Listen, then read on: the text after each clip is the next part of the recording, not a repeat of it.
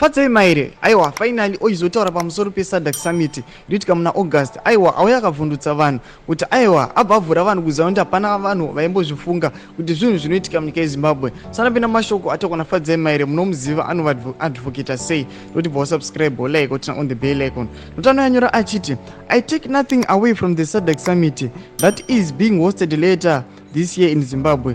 It is important, however, there is nothing about the posture of government in respect of this meeting that has made me wonder about our place in the world and cause for a courageous conversation. Anaendera mberi achiti Zimbabwe can and must do better. This mediocrity is new sitting. What Kwame Nkrumah once described as a jewel has been reduced to junk.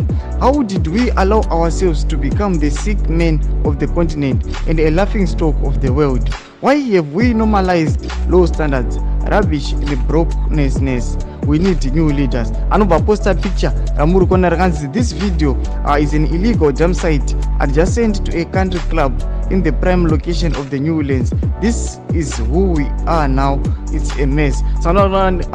Tikuona advocate Fadzai Mahere vari kuyatura mashoko kuti aiwa nyika yeZimbabwe takabvuma kuda kuzvidzikisira, toda kudzikisira nyika yedu, asi kumashure uko aiwa nyika yeZimbabwe yaitorecognizwawo ichito hosta vana Commonwealth, asi muzuva ranhasi patiri kuhosta SADC Summit nyika yedu yeZimbabwe yaparara zvikamboite. Aiwa muri Zimbabwe timbotiudzai mafungiro enyu nori kudii pamusoro mashoko aFadzai Mahere. Aiwa pinda kucomment section medu mutidze mafungiro enyu, so subscribe, like, and turn on the bell icon.